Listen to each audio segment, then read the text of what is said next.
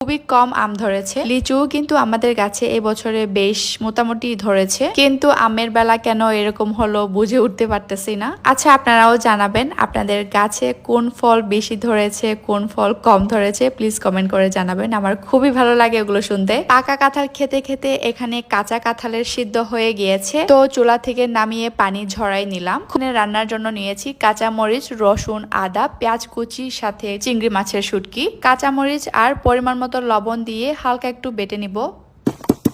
এরপর আদা আর রসুনটা দিয়ে দিব বাটার জন্য।